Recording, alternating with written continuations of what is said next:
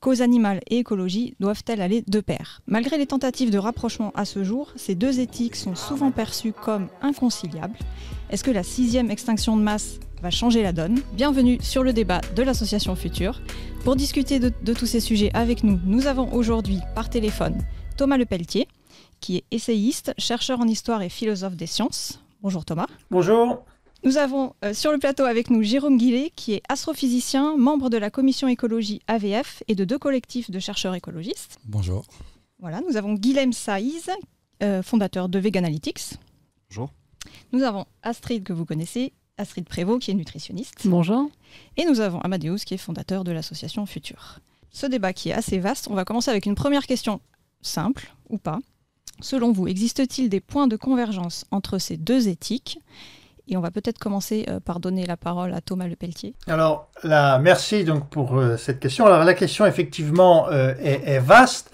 Alors, je dirais un petit peu une réponse un peu de Normand. Je dirais au début, oui, il y a des points de convergence et les écologistes et les animalistes peuvent s'allier sur certains sujets, et notamment toute la lutte contre les grandes fermes, les fermes industrielles. Ça, je pense qu'il n'y a pas de souci. On peut se rapprocher, mais il y a des points de discorde, que ce soit sur l'élevage en général ou sur la gestion des milieux naturels.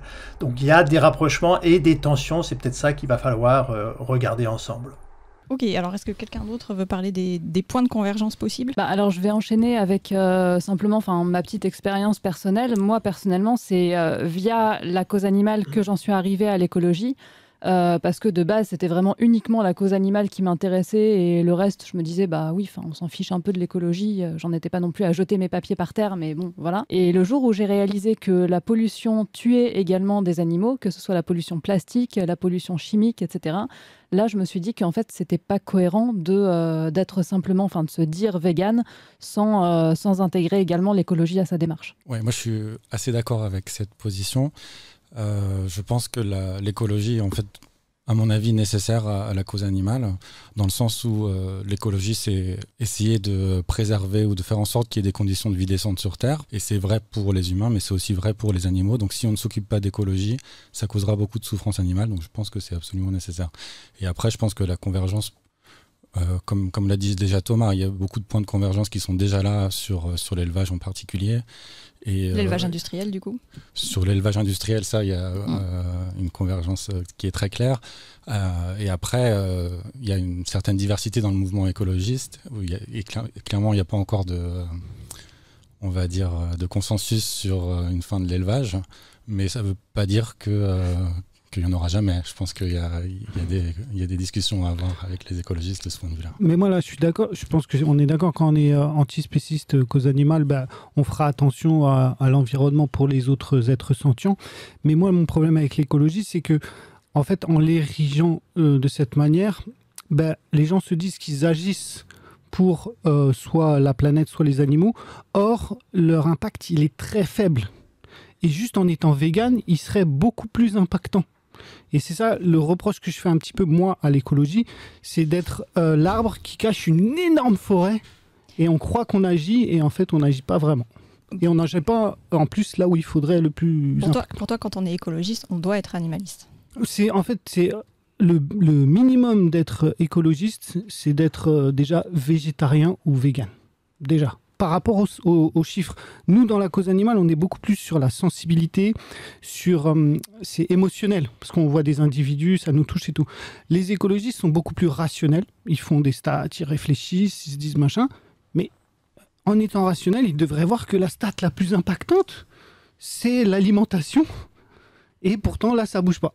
Il y a aussi l'idée des gains décroissants, que quelqu'un qui se met à manger moins de viande, qui divise sa consommation par 10, il aura un impact écologique 90% vegan et il n'y a peut-être pas besoin d'aller jusqu'au bout. Donc l'écologie, ça peut pousser à drastiquement réduire sa consommation, mais idéologiquement en soi, c'est pas antispéciste, donc ça n'amène pas à considérer les animaux comme des êtres sentients. Ça invite juste à manger moins de viande rouge, qui paradoxalement va tuer plus d'animaux si on le remplace par des poulets ou du poisson. Alors, il y a une des difficultés de ce débat, c'est de savoir de quoi on parle exactement quand on parle d'écologie.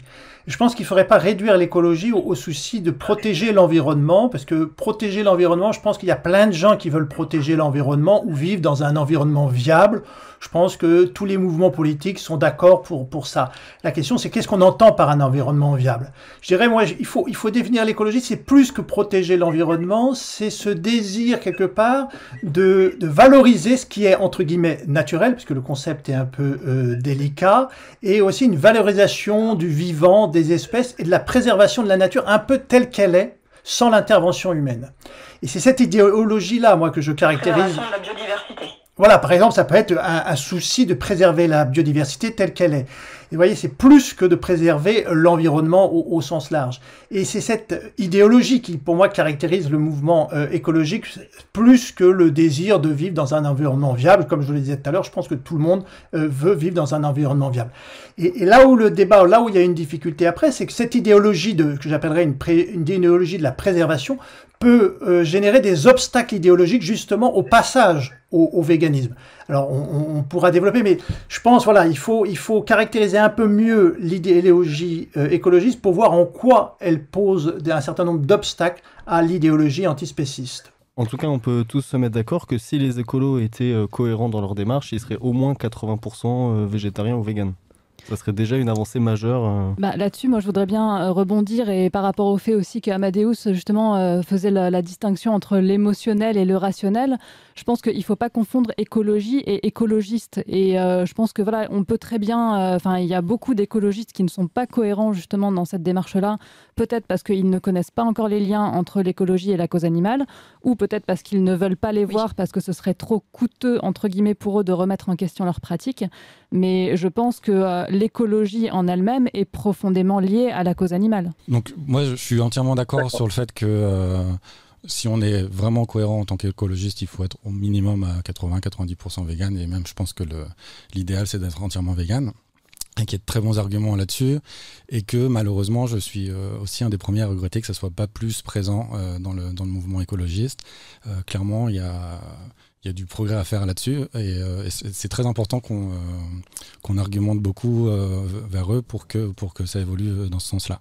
Et je pense, mais cela étant dit, je pense qu'il y a quand même vraiment des progrès ces dernières années dans cette direction et que si on compare le mouvement écologiste à la société dans son ensemble, ils sont quand même beaucoup plus végé-friendly que le reste de la société. Donc du coup, les attaquer là-dessus, faut faire attention, faut pas être contre-productif non plus si on les attaque trop en disant vous faites n'importe quoi alors qu'eux ils sont déjà plutôt effectivement de notre côté. Mais c'est en les attaquant qu'ils ont évolué. Mais c'est vrai que quand on regarde Greenpeace, ça a beaucoup évolué. Et je sais que toi, Thomas, tu as attaqué pas mal aussi sur ces sujets. Alors, oui, non, je reconnais que les écologistes sont dans les mouvements politiques ceux qui sont le plus en faveur de la cause animale ou ceux qui vont le plus proche des idées des animalistes. Mais je pense qu'il faut un petit peu aussi dissocier de temps en temps l'écologie de la cause actuellement sur le réchauffement climatique, parce qu'effectivement, les écologistes veulent lutter contre le réchauffement climatique. Un certain nombre d'entre eux ont compris qu'il faut diminuer l'élevage, donc ils sont en faveur de la diminution de l'élevage. Mais je dirais que c'est un désir très circonstanciel lié à la problématique du réchauffement climatique. Mais si on dépasse ce cadre-là, on s'aperçoit que les écologistes, en général, se soucient beaucoup plus, par exemple, des espèces que du sort des individus. Et c'est pour ça qu'on peut avoir, par exemple, plein d'écologistes qui vont s'alarmer quand il y a une disparition de telle ou telle espèce, mais vont n'avoir rien à dire quand, à côté de chez eux, il y a un abattoir qui abat à tour de bras des animaux.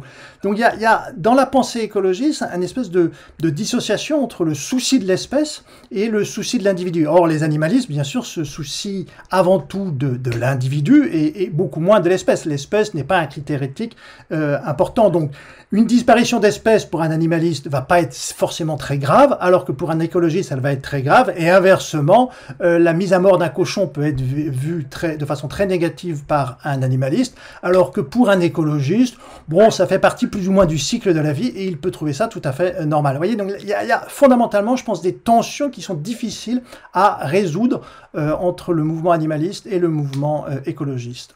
À mon avis, c'est pas une tension. En fait, à mon avis, c'est deux choses complémentaires. C'est-à-dire que quand on se soucie des individus, on ne peut pas se soucier des individus sans se soucier de l'ensemble du collectif, en quelque sorte. De la même façon que dans une société humaine, on ne peut pas se soucier des individus sans se soucier de la société.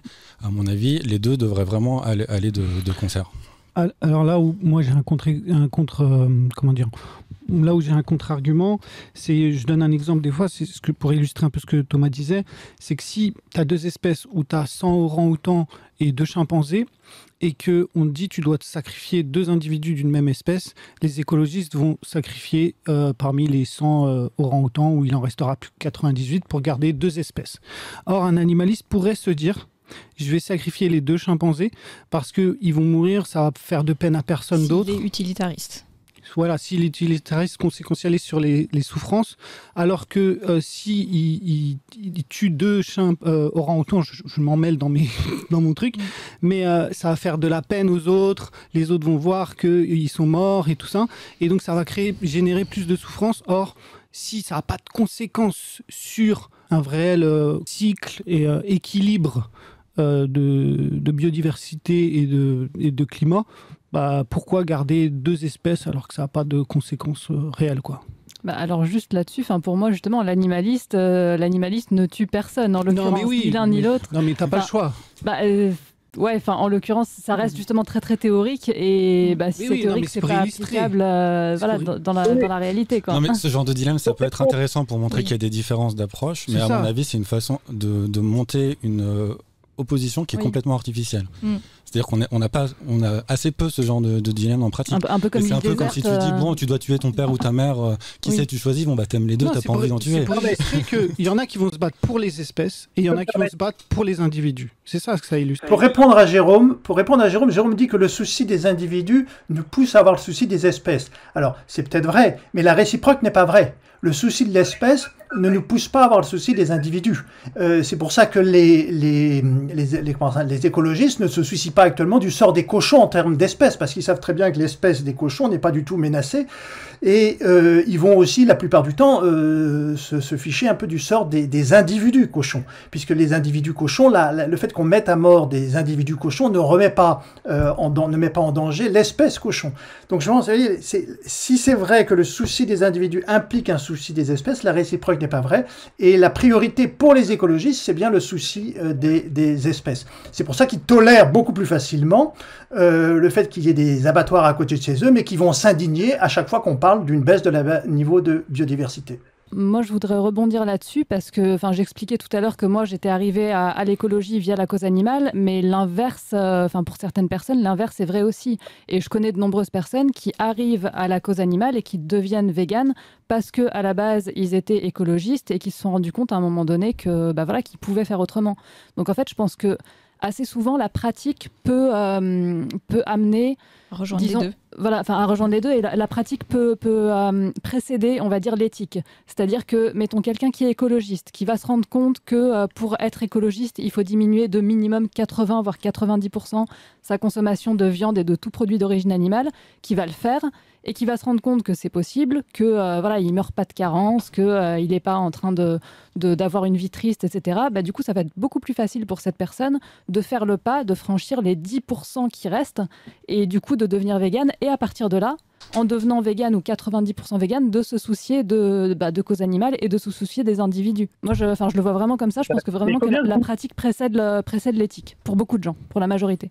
Ah ouais, oui. Alors, il faut bien se rendre compte que c'est très circonstanciel. C'est en gros depuis que la crise climatique est vraiment entrée dans l'actualité que les écologistes se disent oh là là, il faut qu'on arrête l'élevage, parce qu'ils ont remarqué que l'élevage jouait un rôle négatif pour la crise climatique. Mais si on va dans la période un peu avant la crise climatique, dans les années justement 70, puisque le texte de Sagoff a été cité, à l'époque on ne parlait pas de crise climatique, donc l'élevage n'était pas remis en cause par rapport à la crise climatique, et à cette époque-là, les écologistes n'étaient pas du tout prêts à se tourner vers le mouvement animaliste. Donc là, on peut bénéficier de circonstances qui permettent aux écologistes de se tourner vers la cause animale, puisqu'ils s'aperçoivent que l'élevage joue un rôle négatif dans le réchauffement climatique. Mais si on oublie cet aspect-là, dans la pensée écologiste, il n'y a pas du tout une dynamique à se tourner vers la pensée animaliste. Et je dirais même qu'il y a un certain nombre d'obstacles. Je parlais tout à l'heure, le souci de l'espèce qui passe devant le souci des individus. Mais il y a aussi encore plein de choses dont on n'a pas parlé. C'est aussi toute cette valorisation du naturel. Cette valorisation du naturel qui est très forte dans la pensée écologiste, cette valorisation qu'on appelle du bio aussi est très forte. Toute cette valorisation va mettre un certain nombre d'obstacles à la pensée animaliste, puisque justement les animalistes, eux, veulent manger différemment, veulent produire un autre type de nourriture, et souvent ils vont être confrontés à cette valorisation du naturel, puisqu'on va leur dire oui, mais votre nourriture de substitution entre guillemets aux produits d'origine animale, elle n'est pas naturelle, et donc la pensée écologiste va nourrir aussi cette opposition à toutes les alternatives à la nourriture végane. Donc il y a quand même plein d'éléments. Si on oublie la cause du réchauffement climatique, il y a plein d'éléments dans la pensée écologiste qui vont mettre des freins au développement de la pensée animaliste. Alors je pense qu'il y a beaucoup plus de liens que juste le changement climatique entre l'écologie et l'animalisme. Déjà, l'élevage, effectivement, ça a un fort impact sur le changement climatique, mais ça a un fort impact sur beaucoup d'autres choses en écologie, sur la crise de la biodiversité, la destruction de la biosphère, si on veut le dire autrement. C'est pas seulement la diversité, c'est aussi la destruction d'une grande partie des êtres vivants. Et donc ça bouleverse beaucoup d'autres équilibres qui sont présents. Donc c'est pas aussi circonstanciel que ça, c'est pas du tout que le changement climatique.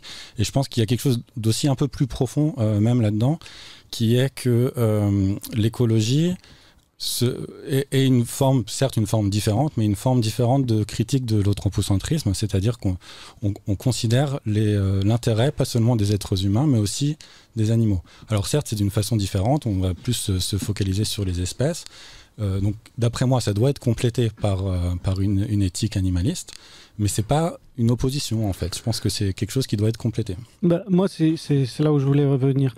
C'est-à-dire que si on regarde un peu les racines de pourquoi on fait de l'écologie, on se rend compte qu'elle est très anthropocentrée, c'est-à-dire le réchauffement climatique, il a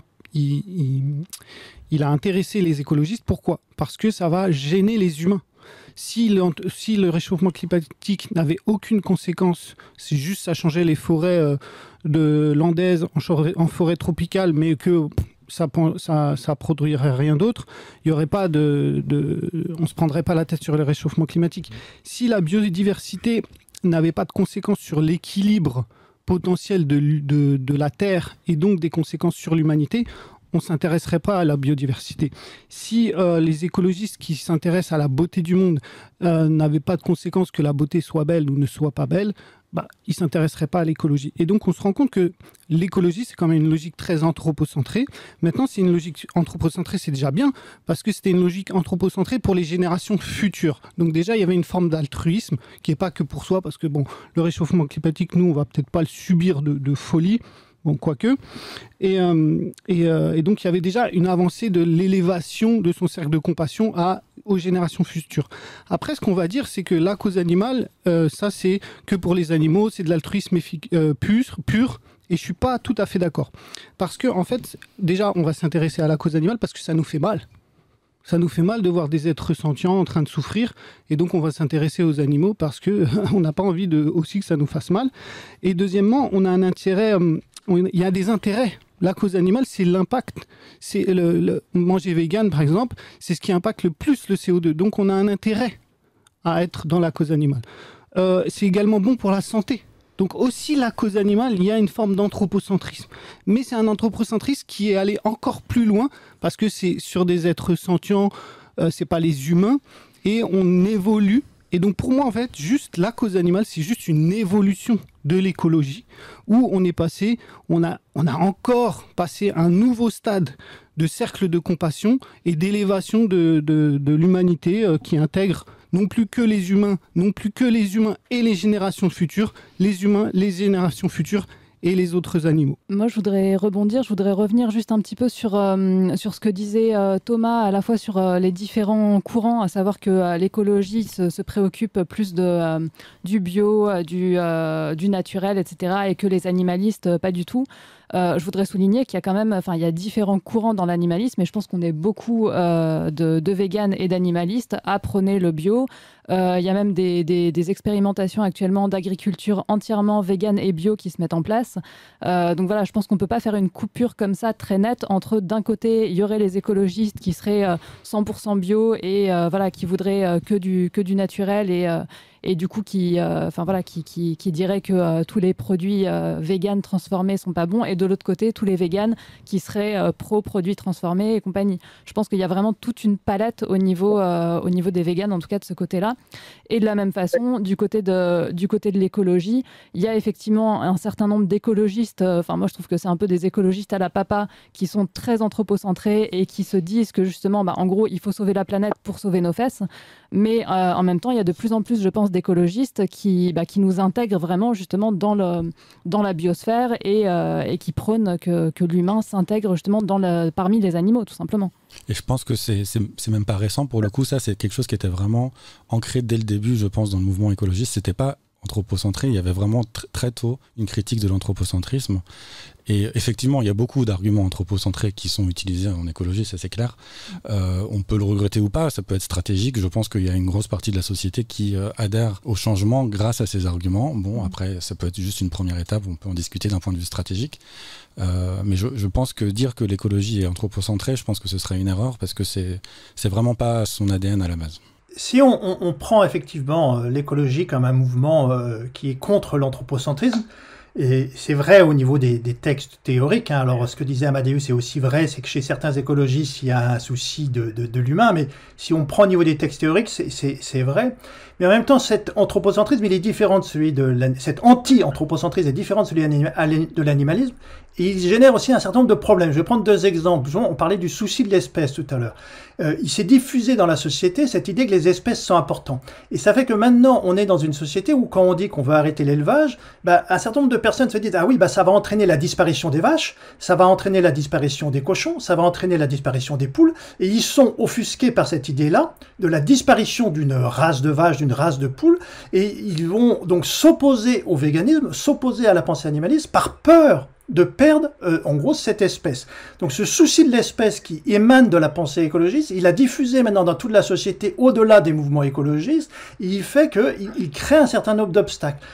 On en a pareil pour les plantes. Alors c'est vrai que l'anti-anthropocentrisme des écologistes fait qu'ils vont se soucier des plantes. Mais ça fait qu'on a maintenant aussi ce souci des plantes qui s'est généralisé dans la société, qui va avoir tendance à relativiser la mise à mort des animaux, puisque tout le monde va dire il faut bien qu'on mange et on tue bien des plantes. Donc si on tue bien des plantes, on peut bien tuer des animaux. Et c'est la diffusion de ce discours qui se retrouve dans l'expression du cri de la carotte, finalement, quelque part, elle crée un obstacle à la diffusion des pensées animalistes. Donc vous voyez, c'est au-delà des personnes, de ce que les personnes peuvent être à la fois un peu écologistes et un peu animalistes, mais les idées de base, souvent de l'écologie, vont se diffuser au-delà des cercles d'écologistes et vont nuire à la diffusion de la pensée animaliste. Alors, moi, j'ai envie de réagir là-dessus parce que, moi, je pense que ces arguments-là, même s'ils existent, je trouve que c'est un peu du trollisme. Et donc, je trouve que c'est vraiment un peu perdre son temps que de s'attarder à ça. Je pense que les gens qui disent que les espèces vont disparaître. Alors c'est peut-être qu'ils pensent vraiment que ces espèces-là, vaches, cochons, etc., vont disparaître. Après, déjà, si c'est des espèces qui ont été créées par l'homme. Ça, mais ça, je pense qu'ils s'en rendent pas compte dans leur réflexion, entre guillemets. Mais c'est vraiment un faux argument. Et ça me fait penser à la caricature d'Insolent Veggie sur le sujet, où on voit les deux carnistes en train de se battre, avec l'un qui dit oui, mais les vaches et les cochons vont disparaître, et l'autre qui dit ils vont nous envahir. Et les deux qui se tapent dessus comme ça pour dire non, ils vont disparaître, et non, ils vont nous envahir. De la même façon sur tous ces arguments-là, moi, ça me fait vraiment penser à l'île déserte, et je pense que c'est pas sur ces gens-là qu'il faut se concentrer et essayer de leur répondre. C'est vraiment sur les personnes qui se posent des vraies questions. Alors après, je pense que ça pose aussi le souci, du coup, là, on en parle, on commence à mettre le doigt dedans, de l'interventionnisme. Effectivement, ça fait partie des choses... intervenir pour arrêter une espèce créée par l'homme, produite pour la production pour l'homme, ça c'est une chose, mais je pense que les gens qui sont pas véganes à la base, ou pas sensibilisés à la cause animale, ils doivent se dire aussi oui, mais alors attention, parce qu'il y en a qui nous parlent aussi on va intervenir dans les milieux sauvages. Et voilà. Et en fait, la question de l'interventionnisme fort par rapport à un interventionnisme ponctuel, je pense, est-ce que c'est pas aussi quelque chose qui peut faire que les deux parties ne vont pas trouver de commun accord et vont peut-être faire peur justement à pas mal de gens? Non, parce que moi je pense que même les écologistes, s'il faut intervenir sur des criquets qui défoncent tout et on dit ah non, c'est la biodiversité, c'est comment dire, l'équilibre naturel des choses. Le traitement des espèces parasites, etc. Oui, ça c'est une chose. Donc c'est de l'interventionnisme aussi. Non, moi je pense que c'est plus sur ce que tu disais, c'est que c'est ce que disait Thomas, en fait, ça structure l'idéologie dominante, et donc que les gens se disent bah ouais, mais la cause animale ça va détruire des espèces, ou ce que disait Thomas, il faut manger naturel, il faut manger bio, et donc bah chez certains animalistes ils sont contre, parce que bah, manger bio ça coûte plus cher, donc les gens ont moins, ils cumulent la difficulté. Après les gens vont s'opposer aussi à la viande cellulaire. Ça structure en fait une manière de voir et de structurer le monde, et ça peut mettre plus d'handicap pour la libération animale. Et donc c'est pour ça qu'il y a des animalistes qui combattent aussi un peu l'écologie. Moi, j'en fais pas partie. Je suis plus dans la critique, ou essayer de trouver des liens et amener plus les écologistes, parce que c'est déjà un premier pas vers la cause animale. Je pense que ça, c'est la bonne approche, d'après moi. Parce qu'il y a effectivement beaucoup de choses qui sont critiquables dans la pensée dans certaines pensées écologiques, en tout cas. Je ne pense pas que ce soit inhérent à la pensée écologique, par contre. Et je pense que c'est là où il faut faire vraiment très attention. C'est-à-dire qu'il y a beaucoup de choses qu'on peut critiquer. Et pour faire évoluer la pensée écologique dans le sens de plus d'une vraie prise en compte de la sensibilité, de la sentience des animaux, ça je pense que c'est très important, mais il faut pas en arriver à combattre l'écologie, parce que ce serait vraiment se tirer une balle dans le pied, je pense, à la fois d'un point de vue stratégique, parce que de fait le mouvement écologique ça peut être un allié ou un ennemi, il vaut mieux que ce soit un allié, parce que c'est quand même un mouvement puissant, de plus en plus puissant, et aussi d'un point de vue en réalité pas seulement stratégique, mais pour les animaux, quoi. Il faut être écologique et animaliste, il faut être les deux. Tout dépend de ce qu'on entend par écologiste, c'est toujours le débat. Si on appelle écologiste prendre soin des animaux, effectivement les animalistes vont se dire écologistes. Mais comme je disais tout à l'heure, l'écologie c'est plus que vouloir se soucier de la planète ou de l'environnement ou des animaux. C'est une idéologie donc, qui valorise la préservation et qui valorise le naturel. Je mets toujours naturel entre guillemets parce que c'est un concept qui ne veut pas dire grand chose. Mais pour revenir au bio par exemple, il y a des choses très concrètes que en quoi les écologistes sont un obstacle. On ne peut plus actuellement mettre de la B12 dans des produits bio. Alors, ça pose un problème, puisque dans le mouvement animaliste, ce qui serait très bien, c'est que la B12 soit mise un peu partout dans énormément de produits, pour que comme ça, les consommateurs, finalement, consomment de la B12 sans trop se soucier de est-ce qu'ils ont pris leur pilule le matin ou pas. Or, on ne peut pas mettre de la B12... On ne peut pas mettre de la B12 dans les produits s'ils doivent être labellisés bio. Et donc, vous voyez, c'est parce que la pensée écologiste qui valorise le naturel ne veut pas qu'on fasse des ajouts de B12. Donc, quelque part, c'est des petits détails, mais qui créent à chaque fois un obstacle. Amadeus, tout à l'heure, parlait de la viande de synthèse. En général, la viande de synthèse, c'est pas bien considéré, puisque ça va être considéré comme un produit transformé, donc avec cette valorisation du bio toujours. Donc, ça va avoir tendance à rejeter par la pensée bio. Les OGM aussi, ça pose un problème, puisque vous savez que Impossible Food avait voulu transformer du soja pour avoir le côté saignant des steaks végétaux. Or, dans la pensée écologiste, il y a toujours aussi un rejet des OGM. Donc ça, quelque part, ça crée aussi un obstacle pour développer ces nouveaux produits, ces viandes végétales. Donc, sur un plan concret, il y a cette idéologie, elle met plein d'obstacles, quelque part, à la diffusion d'une alimentation végane qui serait de très bonne qualité pour l'ensemble de la population. Oui, mais le naturalisme, c'est pas forcément lié. Je suis pas certain qu'il y ait plus de naturalistes chez les écologistes. C'est des valeurs que beaucoup d'humains ont. Faut pas oublier que l'athéisme est minoritaire. Il y a encore des gens qui croient qui croient toutes sortes de choses. Donc en fait, ça m'étonne pas que la plupart des gens soient naturalistes et veulent conserver les espèces, veulent pas trop modifier parce qu'on sait pas ce que ça va faire, etc. Et en comparaison, c'est sûr que c'est compliqué d'accepter d'être 100% rationnel.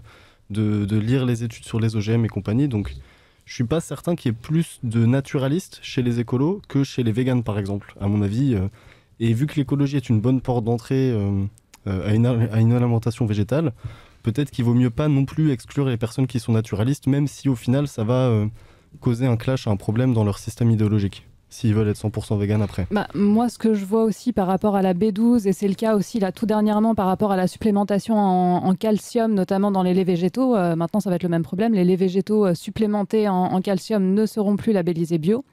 Moi, je trouve que c'est un peu un problème d'image, c'est-à-dire que voilà, on dit aux gens que c'est pas naturel parce que c'est supplémenté, mais à côté de ça, la supplémentation en iode dans le sel de table, il y a quand même du sel, du sel bio qui est complémenté. Enfin, je pense que les gens ne réalisent pas en fait la façon dont leur alimentation est complémentée et que c'est pour ça que idéologiquement ça leur pose problème.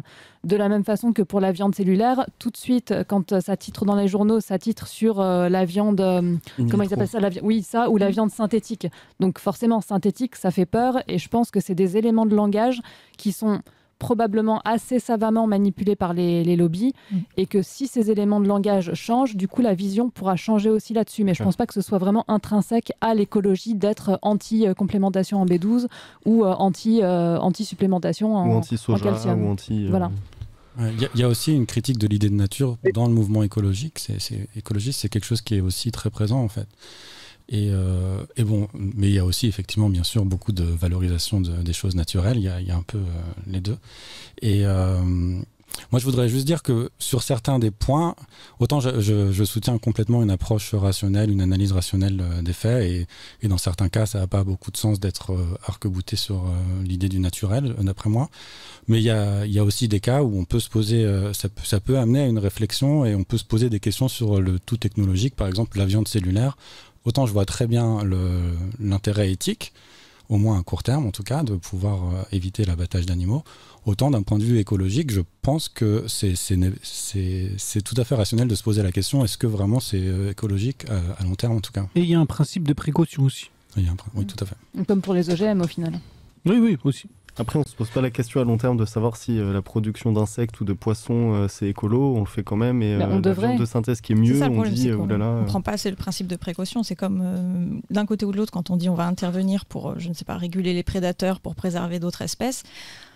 Concrètement, on n'a j'imagine, aucune donnée scientifique. En tout cas, on n'a pas assez de recul pour savoir vraiment toutes les incidences que ça va avoir dans la suite. Ouais, mais là, c'est un peu un autre débat. Moi, si vous voulez que je vous fasse ma conclusion, c'est que je pense pas qu'il faut être écologiste et animaliste. Il faut être animaliste parce qu'en étant animaliste, vous serez les premiers écologistes de France et non pas les chasseurs. Voilà, parce que votre impact sur le réchauffement climatique, sur l'équilibre, il ira beaucoup mieux. Et que, en fait, en prônant l'écologie, on peut... rendre des difficultés à la cause animale, et alors que si on est directement animaliste, l'écologie va aller encore beaucoup plus rapidement. Donc j'invite les gens à devenir animalistes, mes chers écologistes. Si t'es un vrai écologiste, lâche ton beefsteak. Si t'es un vrai écologiste, lâche ton beefsteak. Il l'a fait. Ouais. Si t'es un vrai écolo, lâche ton zigot. Moi, j'appellerais à être écolanimaliste. C'est-à-dire que, donc effectivement, lâche ton beefsteak, entièrement d'accord, mais c'est pas le seul enjeu écologique. Faut quand même pas l'oublier. Les énergies fossiles, c'est un énorme enjeu qui sera pas traité si on se concentre uniquement sur l'animalisme. Donc, sauf si on a une vision élargie de l'animalisme qui inclut l'écologie, à ce moment-là, d'accord. Mais... Thomas, est-ce que tu veux dire un dernier mot ? Non, je pense que la dernière chose que je voudrais dire, c'est qu'il faut toujours dissocier un peu les personnes et de l'idéologie. Je pense que les écologistes sont bien sûr animés de bonnes intentions et donc il faut les inclure dans le mouvement animaliste. Mais il faut aussi distinguer l'idéologie qu'il y a derrière ce qui les a amenés à l'écologie. Et je pense que cette idéologie, comme j'ai essayé de le souligner tout à l'heure, avec cette valorisation du naturel, peut poser des obstacles à la diffusion de la pensée animaliste. Donc c'est cette dissociation entre les individus et l'idéologie sous-jacente qu'il faudrait essayer de faire plus, je pense. Voilà, donc merci à tous d'avoir participé. Est-ce que quelqu'un d'autre veut dire pas toi, Amadouce, tu as déjà chanté. Moi, je vais bien rajouter quelque chose. Je rajoute par rapport à ce que disait Thomas, je suis tout à fait d'accord sur le fait qu'il faut faire, je pense, le distinguo entre l'idéologie et les personnes. Après, je pense qu'il ne faut pas oublier que l'idéologie des personnes peut être amenée à évoluer. Et donc, je pense que c'est pour ça qu'il faut vraiment, je trouve que c'est important d'avoir un vrai dialogue avec les écologistes, même ceux avec lesquels on n'est pas forcément d'accord, et même avec ceux qui prônent peut-être la protection des espèces et non pas des individus, etc. Parce qu'ils peuvent être amenés à évoluer et parce que nous aussi, on peut apprendre des choses à partir de là. Mais clasher, c'est discuter. Oui, aussi. Et puis même en suivant leur logique, à ces écolos qui soient naturalistes ou pragmatiques, ils devraient déjà être 90% dans notre camp. Donc si déjà ils faisaient ça, je pense qu'il n'y aurait pas de clash ou de débat quel qu'il soit. Bien sûr. S'ils mangeaient un demi-œuf par jour. Après ça, c'est le PFH, le putain de facteur humain. Donc voilà. Après, pour réagir à ça, il y a peut-être aussi un effort à faire du côté animaliste, parce que je pense que d'une part, il y a beaucoup de critiques un peu dans leur ensemble du mouvement écolo qui peuvent ne pas aider à faire cette convergence. Et il y a aussi beaucoup d'animalistes qui ne prennent pas tant que ça en compte ou qui ne connaissent pas si bien les enjeux écologiques. Donc je pense que le rapprochement, il est à faire des deux côtés. C'est vrai. Bon, c'est un beau mot de la fin, ça. Magnifique. Et je dirais aussi que le fait que, avec ce qui se passe... écologiquement, justement, ça met sur le devant de la scène aussi plus la question animale, et donc c'est aussi à nous d'en profiter pour tirer notre épingle du jeu. Voilà, donc c'est quand même un atout tout ça, et on se reposera la question de ce débat dans quelques années, on verra comment les deux parties ont pu se rapprocher ou s'entendre sur des sujets qui ne sont pas forcément toujours conciliables. Voilà. Donc merci à tous. On remercie le studio Armada. N'hésitez pas à partager, à commenter. On est présent sur tous les réseaux sociaux. Si vous voulez continuer le débat en commentaire, allez-y avec courtoisie. Voilà. Merci à tous. Merci. Armada.